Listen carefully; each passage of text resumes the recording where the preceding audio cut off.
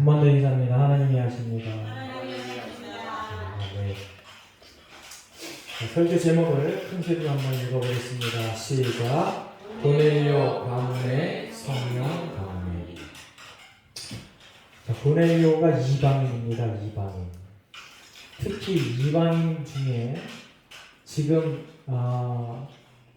이 유대가 이스라엘 나라가 로마의 속국인데 그 로마 군대의 하급 장교요. 백부장이면 하급 장교라고 그러죠. 어쨌든 100명을 총괄하는 그런 장교를 보내요. 이방인인데 그 나라를 정복한 그 나라 군인의 장교. 야, 이거 참 이게 좀 아주 관계가 가까이 하지 못할, 친해지지 못할 그러한 관계예요. 그런데 이 고넬료를 베드로가 만나. 오늘도 본문에 보니까 베드로가 우리 유대인은 이방인을 만나면 안 된다라고 하는 자기의 관습을 얘기해요. 그럼에도 불구하고 하나님의 말씀에 순종하여 내가 너를 만난다 라고 얘기합니다. 이렇게 베드로의 순종 그리고 고넬료의 간절한 그 믿음 이런 것들이 서로 융합이 되어서 잘 어울려서 고넬료 가문의 성령이 있네요. 할렐루야. 아멘. 순종과 하나님을 향한 믿음의 열정, 성령 강림의 한 가지 방법이다. 라는 걸 기억하시기 바랍니다. 아멘. 그래서 저와 여러분이 늘 하나님의 말씀에 순종하려고 하는 그 마음이 항상 있어야 돼요. 하나님의 말씀에 순종하려고 하는 그 마음, 그리고 하나님을 향한 열정, 그게 있어야 돼요. 부귀영화를 향한 열정이 아니고 편리를 향한 열정이 아니고 하나님의 말씀을 순종하려고 하는 그런 열정. 그러면 부귀영화, 편리 이런 거는 보너스로 더불어 아무런 부작용 없이 하나님께서 주신다. 기억하시기 바랍니다.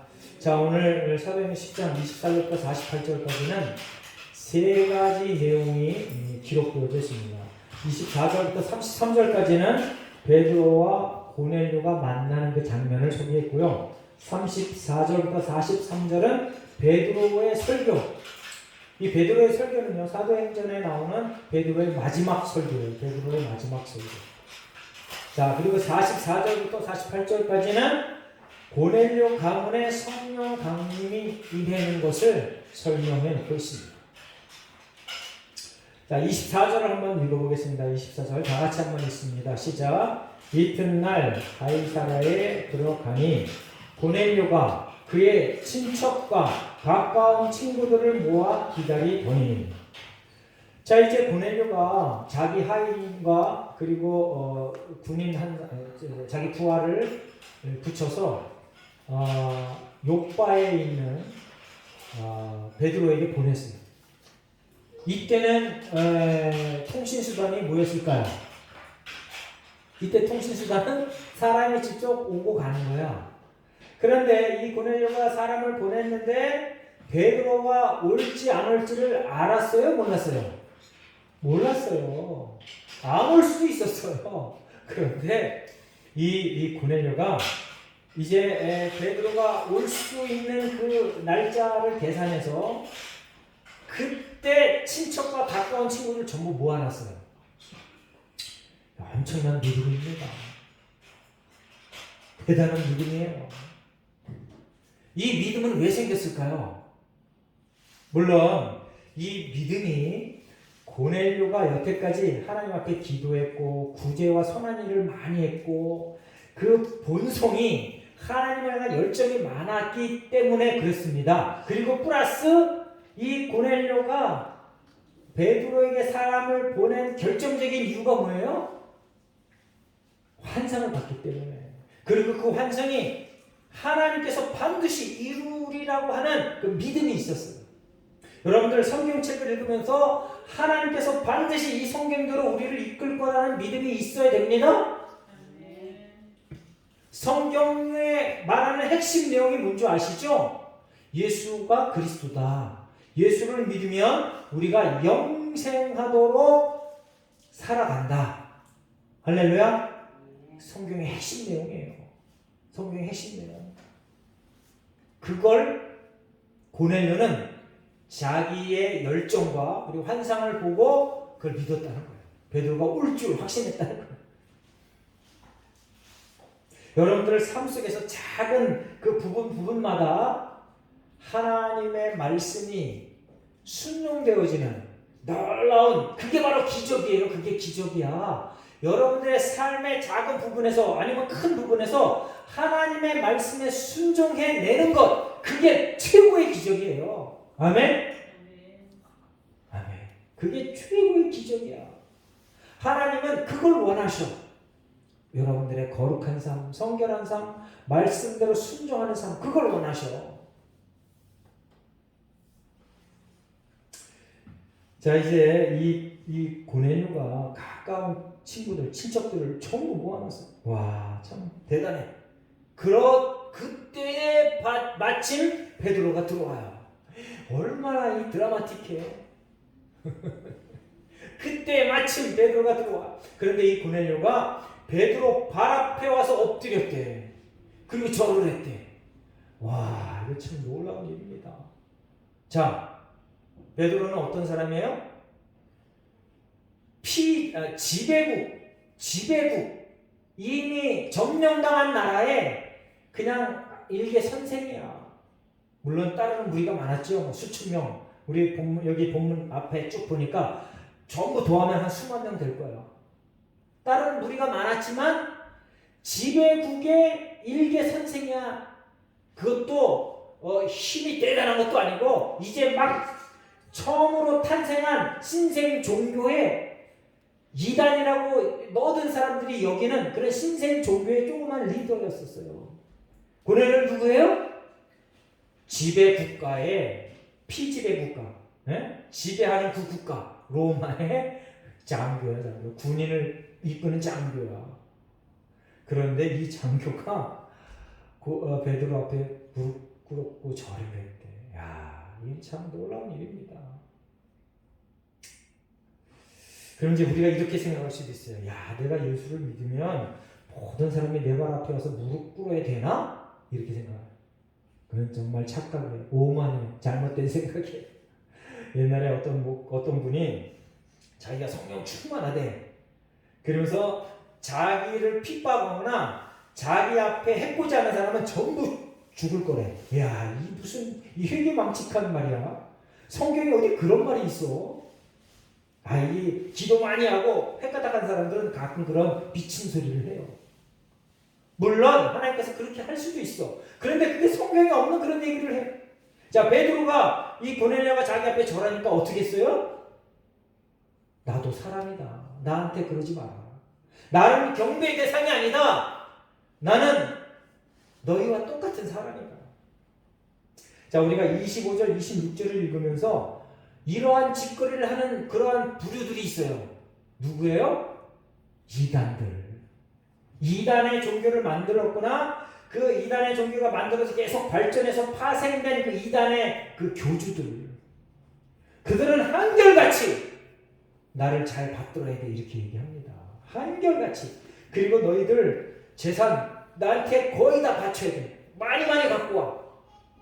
그리고 강제로 전도해서 사람을 끌어와야 돼. 그거 안 하면 너희들은 자격이 없어. 이렇게 얘기합니다. 베드로 어떻게 했어요? 베드로가 이렇게 이르되 일어서라 나도 사람이라 하고. 사도행전 3장에도요 똑같은 일이 벌어져요. 사도행전 3장에 나면서부터 안진뱅이 된 그 40년 된 그 안진뱅이를 베드로하고 요한이 나사렛 예수 그리스도 이름으로 걸어가고 오른손으로 잡아서 딱 일으켰더니 딱 일어났어. 그리고 바로 걷고 뛰며 성전으로 들어가 하나님을 찬양. 와, 엄청나게. 죄가 그 현상을 목격했어도 베드로 선생님 최고입니다라고 얘기할 수밖에 없어요. 근데 그렇게 하지 말아라. 베드로가 얘기하라. 오늘도 이제 고넬료 보고 그렇게 하지 마. 그거는 잘못된 거야. 이렇게 얘기합니다. 자, 이제 이 고넬료가 베드로 앞에 절한 건 긍정적인 면에서 보면은요, 사도들의 권위가 인정되었다. 긍정적인 면에서 사도들의 권위 앞에, 힘 앞에, 능력 앞에 순종의 자세를 취했다. 이 긍정적인 면이에요.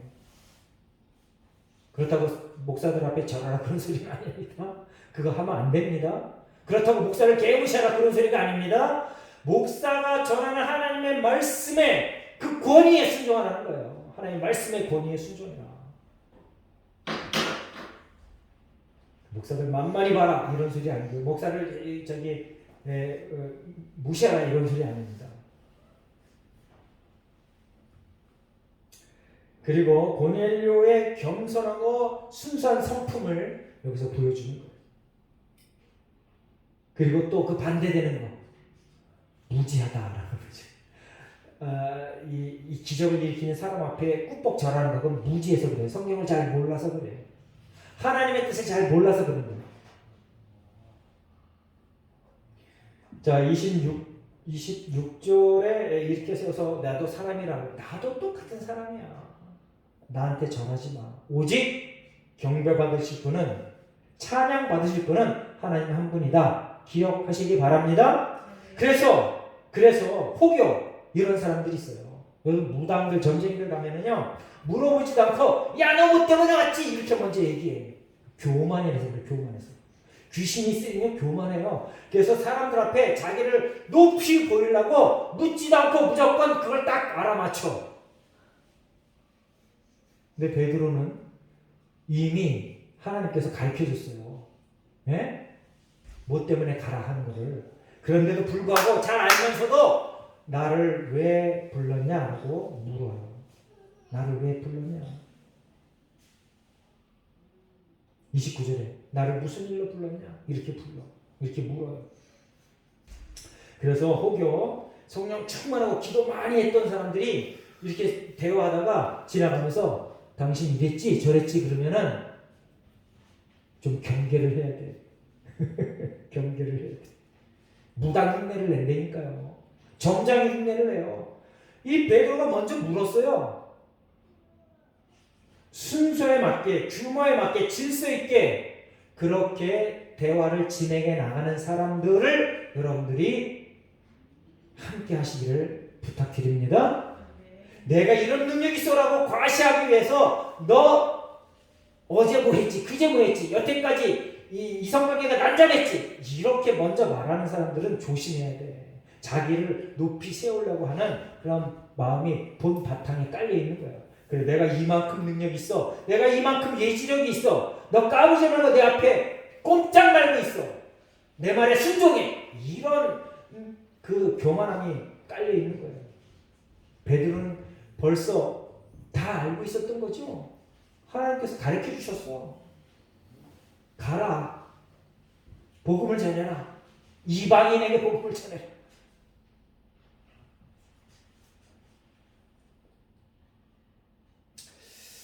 이제 28절에 베드로가 내가 이방인과 교제할 수 없다라고 유대인의 관습에 대해서 얘기했습니다. 유대인의 관습에 대해서 얘기해요. 그거는 신명기 7장에 나와 있는 그 성경 말씀이 너무 확대 해석되어져 가지고 이 유대인들이 아예 그걸 자기네들끼리 그걸 법으로 만들었어. 율법을 만들었어. 신명기 7장 1절부터 11절까지 집에 가서 한번 읽어보시기 바랍니다. 자, 신명기 7장이에요. 집에 가서 반드시 한번 읽어봐요. 뭐라고 얘기했는지. 제가 여호수아 그 다음에 그 사사기 그 설교하면서 수없이 얘기했던 그 성경 구절이에요. 1절부터 4절까지 한번 읽어보겠습니다. 내 하나님 여호와께서 너를 인도하사 내가 가서 차지할 땅으로 들이시고 내 앞에서 여러 민족 헷 족속, 기르가스 족속과 아므리 족속, 가나안 족속과 브리스 족속과 휴이 족속과 여부스 족속 곧 너보다 많고 힘이 센 7 족속을 쫓아내실 때에 내 하나님 여호와께서 그들을 내게 넘겨 내게 치게 하시리니 그때 너는 그들을 진멸할 것이다. 그들과 어떤 언약도 하지 말 것이요 그들을 불쌍히 여기지도 말 것이며 또 그들과 혼인하지도 말지니 내 딸을 그들의 아들에게 주지 말 것이요 그들의 딸도 내 며느리로 삼지 말 것은 그가 내 아들을 유혹하여 그가 여호와를 떠나고 다른 신들을 섬기게 하므로 여호와께서 너희에게 진노하사 갑자기 너희를 멸하실 것입니다. 아멘. 이제 이방인들 이제 약속의 땅으로 들어가야 되는데 그 약속의 땅이 이미 잘 살고 있는 힘센 그 족속들을 하나님께서 다 물리쳐 주실 건데 너희들이 가서 그들을 진멸하라고 하면서 저들과 어떤 교류도 갖지 말아라 라고 얘기했던 이 성경 구절 때문에 유대인들이 이방인들을 아주 개무시하는 그런 관습이 생겼어요. 그런데 참 신기하고 놀라워요. 유대인들을 그렇게 개무시하면서 지들이 필요하면 가서 여자들 데려다가 혼인관계를 맺네. 야, 이 참 아주 얍삽해. 그러면서 개무시해. 지들이 필요하면 가서 물자들 다 뺏어오든지 사오든지 교류하면서 이방인들을 또 개무시해. 하나님의 원래 본뜻은 그게 아니었었어요. 그 약속의 땅에 들어가서 거기에 그 사람들을 진멸시키라고 했던 그 뜻은 뭐냐? 거기 그 이방인들이 섬겼던 그 신들을 너희들이 섬겨서 너희들이 나 하나님 여호와의 징계를 받을까 그게 걱정됐기 때문에 그런 거예요. 여러분들 모든 사람, 모든 백성, 모든 족속은 다 하나님의 아들 딸들입니다. 아멘. 하나님의 아들 딸들이 하나님이 만드신 모든 하나님의 창조물이에요.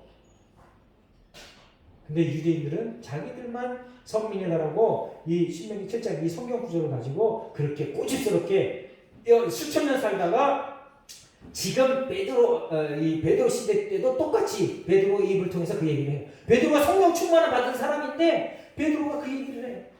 그럼 성령 충만을 받았다고 모든 성품이 다 온전해지는 건 아니에요. 모든 지식 체계가 다 온전해지는 거 아니에요. 여러분들 오해하시면 안 돼요.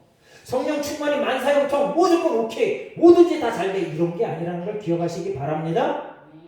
그래서 성경에 보면 항상 성령 충만함을 너희들이 요구해야 된다고 얘기해요. 가르쳐요.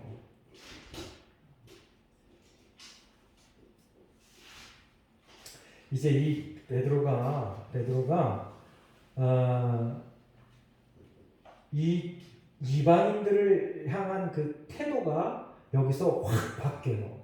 이미 순종하면서 바뀌었는데 그들이 성령 충만한 모습을 보면서 이제 자기가 설교하는데 저들이 성령 충만을 받아 그 모습을 보면서 확 바뀌어.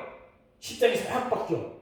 근데 11장에 가면은 이제 다음 주에 설교되는데 11장에 가면 이게 예루살렘에 있는 이방인들이 또 이 베드로를 공격해. 너 이방인들한테 가서 교제했지? 하고 공격해. 지금 유대인들은 어떨까요? 지금 유대인들 21세기 사는 유대인들 지금 유대인들도요. 그 유대교를 믿는 유대인들은 지금도 여전히 이방인들은 지옥불의 불수세기로 생각해요. 놀라운 일이죠. 아주 똘똘 뭉쳤어요. 유대인들이 얼마나 그 연대감이 대단한지 몰라요. 똘똘 뭉쳤어. 자기들끼리 막 도와주고. 여러분들 옛날에 중동 전쟁, 이스라엘 전쟁이 났을 때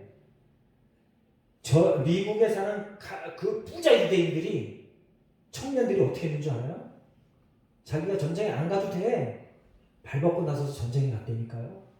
아랍의 젊은이들은 어떻게 했는 줄 아세요? 전부 도망갔어. 부자들 다 도망가. 에?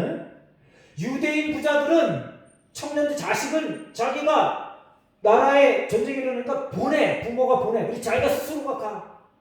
그 정도로 이 유대인들이 연대감이 엄청나요. 엄청나. 그러니까 이길 수가 없는 거야.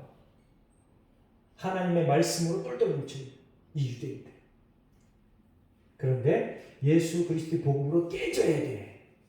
안 깨지고 지금까지 있는 유대인들. 근데 이 베드로는 2000년 전에 깨졌어요. 이 경험을 통해서 하나님의 부르심을 통해서 순종을 통해서 깨졌어요. 여러분들이 이제 하나님이 부르시는 그 순간 순종하며 말씀에 입각하여 성령 충만을 받아 하나님의 놀라운 은혜의 자리, 구속의 자리, 영생의 자리로 항상 나가시는 복된 백성 되시기를 예수님의 이름으로 축원합니다. 그래서 이제 이 30절부터 33절은 고넬료가 이 베드로에 대한 베드로 질문에 대한 대답을 하는 거예요. 30절부터 33절. 그런데 이 대답 중에 33절 한번 읽어보겠습니다. 33절 시작. 사람을 요바에 33절 내가 곧 당신에게 사람을 보내었는데 오셨으니 잘하였나이다. 이제 우리는 주께서 당신에게 명하신 모든 것을 듣고자 하여 다 하나님 앞에 있나이다. 자, 이제 이전에 25절 26절에 이 고넬료가 베드로 앞에 엎드려서 절을 했습니다. 그래서 이 베드로가 일어나라 나도 사람이라 하지 그 만류했어요. 그 교육 효과가 여기서 나타나는 거예요. 33절에 보니까 주께서 당신에게 명하신 모든 것을 듣고자 하여 다 누구 앞에 모였어요? 베드로 앞에 모였는데 하나님 앞에 모였다라고 그 대상을 바꿔요. 교육의 효과가 이렇게 금방 나타나요. 베드로가 얼마나 설교하기에 힘이 났겠어. 여러분들 제가 예전에도 여러 번 말씀드렸습니다. 그 공동체가 세력이 세지려면 그 공동체 리더의 하는 말에 절대 순종하면 그 공동체가 세력이 세질 수밖에 없어요. 옛날에 히틀러를 보세요. 러시아 공산당 보세요. 중국 공산당 보세요. 아주 악한 나쁜 예잖아요. 우리나라 기독교를 보세요. 대형교회 왜 대형교회가 됐을까요? 물론 성령께서 역사에서 하나님께서 하셨지만 정말 인간적인 면으로 봐서 객관적인 사실은 뭐냐면 그 목사에게 절대 순종하는 사람들이 많았기 때문에 대형교회가 된 거예요. 그건 부인할 수 없는 사실이야. 그게 옳든 그르든 상관없이 선한 조직이든 악한 조직이든 상관없이 그 리더에 절대 순종하는 사람들이 많아지면 그 조직이 커질 수밖에 없어요. 자, 이제 그런데 베드로가 자기 앞에 절하는 그 고넬료에게 하지 말라 그랬더니 이 고넬료가 성경대로 변했어. 성경대로. 베드로 앞에 있으면서 하나님 앞에 모였나이다. 하나님의 말씀을 듣고자 하여 하나님 앞에 모였나이다. 여러분들 사람을 변화시킬 때 이렇게 변화시켜야 됩니다.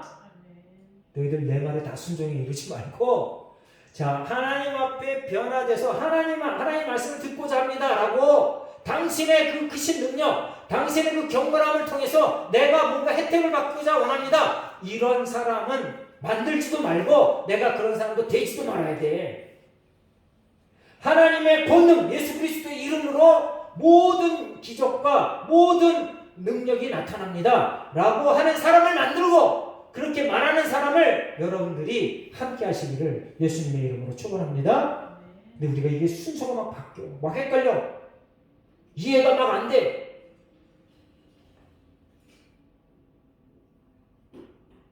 그래서 그 내 친구가 늘 하는 소리, 늘 저 앞에 오면 늘 했던 소리가 있어요. 그래서 내가 너 오지도 말지 앞으로 그냥. 자기 담임 목사가 기적을 많이 일으켜서 우리 목사만 진짜 목사래. 나머지 목사들은 다 까짜래. 근데 저와 여러분도 이런 생각을 해요. 사실은 이 베드로가 사도행전 3장 12절 가서 집에 가서 읽어보세요. 내 개인의 경건과 권능과 경건으로 이런 일이 이루어진 게 아니야 라고 분명하게 얘기합니다. 분명하게 그렇게 분명하게 가르쳤더니 고넬료가 분명하게 얘기해. 하나님 앞에 있나이다. 베드로 당신 앞에 있는 게 아니고 하나님 앞에 있나이다. 이게 없기 때문에 지금 대한민국 기독교가 자꾸 욕먹는 거예요. 하나님, 예수님, 성령님을 앞세우지 않고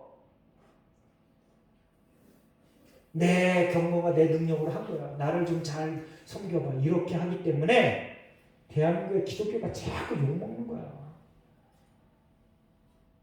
그리고 하나님의 능력을 앞세우지 않으면 지들끼리 막 싸워요. 내가 최고다라고 지들끼리 막 싸워. 안타까운 일들이 여기저기서 벌어집니다. 여러분들 기도하시고 그러한 이 현상이 벌어지면 이 성경 구절을 가서 좀 말해 주시기를 바랍니다. 막 핏게 올리고 니들이 뭐 리더야? 니들이 선생이야? 그러지 말고 정중하게 이 성경 구절을 가서 딱 가르쳐 주시기 바랍니다. 성령께서 크게 역사하시면 다윗왕처럼 눈물을 흘려 침상을 띄우기까지 회개할 거고 여전히 마귀의 밥이면 그냥 화낼 거예요. 그건 여러분들의 몫이 아니야.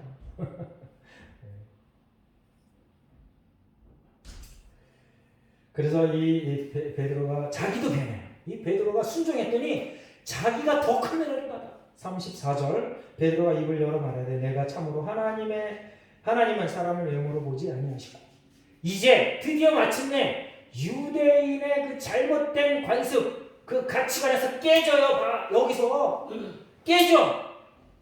하나님은 유대인만 구원하시는 분이 아니다. 하나님 유대인에게만 은혜를 주시는 분이 아니다라고 고백하잖아요. 저와 여러분 혹시 잘못된 신앙의 그 가치를 탑재한 사람들이 있나요? 예를 들면 이런 겁니다. 옛날 목사는 그랬는데 지금 목사는 왜 이래? 얼마나 잘못된 말이야.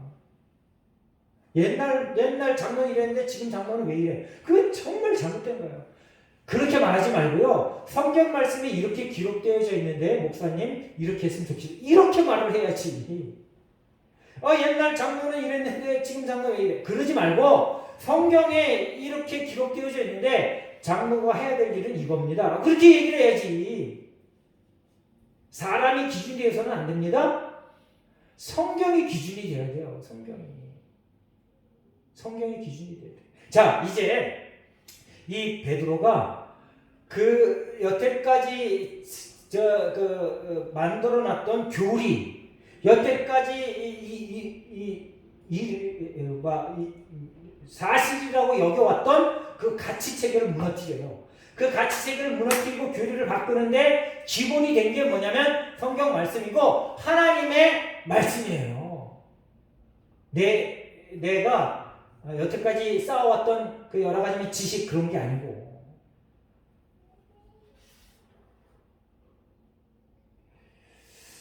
자, 이제 우리가 이 베드로와 고넬료의 이 만남을 보면서 내가 깨져야 될 게 뭔가 그걸 한번 점검해 보는 시간이 되었으면 좋겠습니다. 내가 깨어져야 될 것, 내가 이 교회 안에서 그리고 예수 공동체 이 삶을 살아가는 이 안에서 복음 안에서 잘못된 가치를 쌓은 게 뭔가 한번 점검해 보시기 바랍니다. 근데 그 점검의 기준이 성경 말씀이어야 된다.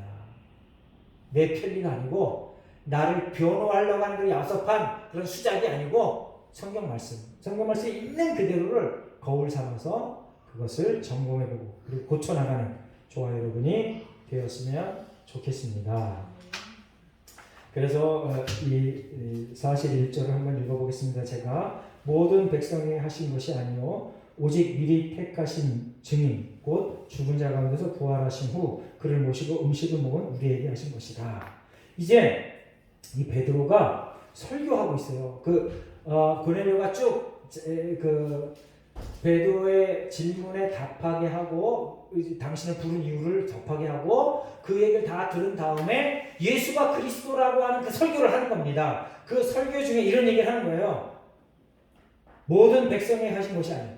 그 예수가 그리스도라고 전하는 그 얘기를 그 예수가 부활한 것 그거를 모든 사람에게 대중을 향하여 한 게 아니고 몇몇 택한 사람들에게 했다. 그리고 한 말 중에 뭐 하냐면 그를 모시고 음식을 먹은 우리에게 했다. 그러면 음식을 먹은 우리에게 했다 이 얘기는 그게 정말 사실인 거야 라고 다시 한번 강조하는 겁니다. 자, 이제 예수님이 부활하시고 나서 제자들과 함께 음식을 먹는 장면을 요한복음 21장에서 소개합니다. 요한복음 21장 12절부터 14절까지 제가 한번 읽어보겠습니다. 예수께서 이르시되 와서 조반을 먹으라 하시니 제자들이 주님이신 줄 아는 고로 당신이 누구냐 감히 묻는 자가 없더라. 예수께서 가셔서 떡을 가져다가 그들에게 주시고 생선도 그와 같이 하십니다. 이것은 예수께서 죽은 자 가운데서 살아나신 후에 세 번째로 제자들에게 나타나신 것이다. 아니 예수님 그냥 황제에게도 좀 보여주시고, 예? 전 세계를 지배했던 그 황제에게도 내가 죽었다 살아났다 하고 한번 보여주시고, 그리고 백부장, 천부장, 아주 그냥 장군들에게도 좀 보여주시고, 예? 그리고 대제사장, 서기관, 바리새인, 그 모든 사람들에게 좀 보여주시고, 그래서 얼마나 좋아. 그럼 모든 사람들이 믿었을까? 믿었을지 안 믿었을지는 경험해보지 않기 때문에 알 수가 없어요. 그런데 하나님 그 방법을 택하지 않으시고 이제 당신이 선택한 제자들에게 먼저 보이셔. 그리고 그 제자들로 하여금 그것을 전파하게 했다. 하나님께서 그 방법을 썼다는 거예요. 그러니까 저와 여러분은 그래서 중요한 겁니다. 저와 여러분은 예수님의 제자야. 이 비밀을 알고 있어. 그래서 이 비밀을 많은 사람에게 전파할 권능과 힘이 있다는 걸 기억하시기 바랍니다. 그걸 지금 베드로가 이 고넬료가 고넬료 그 집에 모였던 많은 사람들에게 얘기하고 있어요. 그러면 그 고넬료 집에 모였던 그 성령 충만을 받은 그 사람들은 어땠을까? 나중에 당연히 예수가 그리스도라고 복음을 전했겠죠. 이제 저와 여러분이 교제 나눌 때 가장 친한 사람과 교제 나누는 그 일반적인 교제 나눌 때 가장 친한 사람 교제를 나누는 최고의 방법이 뭐냐면 음식을 나누는 거예요. 여러분들 세상 사람들 믿지 않는 세상 사람들이 가장 친하다고 생각하는 사람들끼리 하는 게 뭐예요? 술 먹는 거예요. 술 먹는 거. 술자리를 여러 번 하면 그 사람이 가장 친한 사람이야. 그래서 저와 여러분이 음식을 먹을 때 누구랑 같이 먹느냐, 여러분들 음식 먹을 때 누구랑 같이 먹느냐, 누구를 만나느냐, 어떤 부류의 사람을 만나느냐, 그게 여러분의 지금 믿음 상태를 얘기해 주는 거예요. 기억하시고 난 누구 만나나 한번 보시기 바랍니다. 성경과 관계된 사람을 많이 만나야 돼요. 그리고 여러분이 도울 사람을 많이 만나야 돼. 기억하시기 바랍니다. 이미 예수 그리스도 믿는 사람들은 여러분이 도울 사람을 많이 만나야 돼. 그게 성령에 충만한 사람의 삶의 방법인 거예요.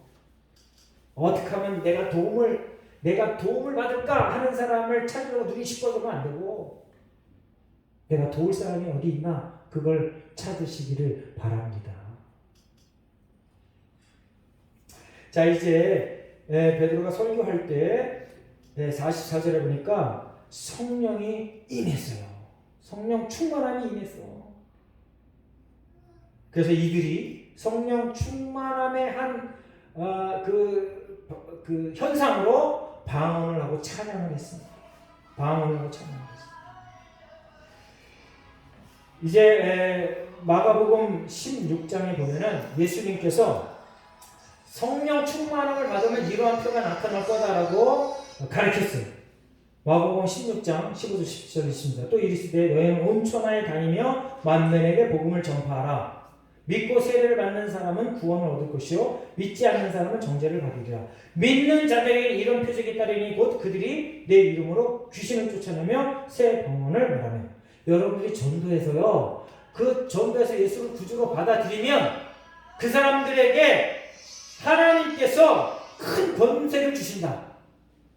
그 사람들에게 그 예수를 주로 고백하며 받아들이는 그 사람에게 그들이 귀신을 쫓아내고 방언을 말한다. 이게 참 놀라운 일입니다. 그런데 여태까지 우리는 귀신을 쫓아내고 방언을 말하고 기적을 일으킨 사람을 찾아서 헤매다녔잖아. 여러분들이 그걸 한다고 그랬는데 여러분들이 그걸 이제 보여주시기 바랍니다. 여러분들이 그걸 한대. 성경에 이렇게 기록되어져 있어. 예수를 주로 고백하는 사람들이 그 일을 한대. 용감하고 담대해집시다. 난 안 돼. 이런 생각을 버려요. 성경에서 된다고 기록되어 있잖아. 그래서 계속 이런 사람을 유능하고 권능이 많은 사람을 쫓아다녔잖아요. 여태까지는 찾아 헤매다녔잖아. 제가 그런 사람입니다. 내가 그런 사람입니다. 라고 여러분 하나님께 고백하고 여러분들이 어려운 사람을 쫓아다니면서 기도해주고 도와주시기를 예수님의 이름으로 축원합니다. 거꾸로 살지 마시기 바래요. 바보같이 살지 않으시길 바랍니다. 이미 성경에 이렇게 기록해놨어요. 이제 이렇게 성령 충만함을 받고 베드로가 저들에게 세례를 주라고 명령을 해요. 근데 자기가 안 주고 명령을 해. 그래서 누가 줬는지는 안 나와 있지만 아마 베드로와 함께 동행했던 사람들이 줬겠죠. 여러분들 빌립 7 집사 중에 한 사람 빌립이 세례를 줬어요. 그때 설교할 때 뭐라 그랬어요? 평신도가 세례가 가능하다. 물론 지금은 이제 우리 기독교 내에 그게 불문율이 됐어. 관습이 됐어. 누구나 다 그렇게 생각해. 목수 아니면 세례 주면 안 돼. 이렇게 생각해. 제가 조금 아까 설교했죠? 성경의 가치에서 반대되는 얘기들을 우리가 버려야 돼. 여러분들도 세례를 줄 수 있다는 걸 기억하시기 바랍니다. 네, 그래요. 사도들만 세례를 베푸는 게 아니야. 이 빌립도 세례를 베풀었어요. 사도행전 8장에 보면. 그리고 오늘 베드로가 자기가 직접 하지 않고 자기하고 동행했던 어떤 사람들에게 명령을 해서 그래서 저들이 물세례를 줘요. 여러분 물세례는 반드시 필요한 겁니다. 이미 성령을 받고 성령 충만을 받고 이미 거듭난 그런 경험을 했던 이 사람들인데 베드로가 물세례를 주네. 할렐루야. 물세례 이게 정말 중요한 거예요. 물세례가 다다 이런 소리는 아니고 물세례도 우리의 신앙 여정 중에 중요한 부분을 차지하고 있다라는 것을 성경에서 강조하고 있는 겁니다. 자 이제 설교를 마무리합니다. 고넬료 가문에 성령이 임했어요. 이방인인데 유대인들이 보는 앞에서 저들에게 성령 충만함이 임해요. 그래서 저들도 깜짝 놀래요. 유대인들이 깜짝 놀래. 베드로가 깜짝 놀래. 그래서 하나님은 모든 사람, 이 땅에 사는 모든 피조물, 모든 사람을 다 구원받기를 원하신다. 기억하시기 바랍니다. 차별하지 말고 모든 사람에게 복음을 전하는 저와 여러분 되시길 예수님의 이름으로 축원합니다. 또 한 가지 잊지 않을 것, 이미 예수를 구주로 고백한 사람에게는 하나님께서 권세를 주셨다. 권능을 주셨다. 그 권세와 권능이 귀신을 쫓아내고 예수를 주로 예수를 주로 믿으라고 전파하는 그러한 힘을 주셨다. 그래서 이제 저와 여러분이 용감하고 담대하게 어디 가든지 예수를 주로 고백하며 예수가 구세주다 하고 전파하는 하나님의 신선 백성 되시기를 예수님의 이름으로 축원합니다. 기도하겠습니다. 하나님 고맙고 감사합니다. 오늘도 우리에게 말씀을 주셔서 고넬료 이방인이었지만 그리고 정복국의 장교였지만 이제 베드로 앞에 무릎 꿇고 베드로를 통하여 하나님 말씀을 듣고자 했던 저의 간절한 마음, 겸손한 마음을 우리가 봤습니다. 또한 베드로의 설교 중에 이방인에게 고넬료 가문과 식구와 모든 친구들에게 성령 충만함이 임했던 것을 우리가 오늘 배웠습니다. 하나님, 이제 이미 우리가 예수를 주로 고백합니다. 우리에게 성령 충만함이 임한 줄 믿습니다. 이미 우리에게 준 권세와 권능을 어디에서든 나타나 보이며 전파하게 하여 주시옵소서. 감사드리며 예수님의 이름으로 기도합니다. 아멘.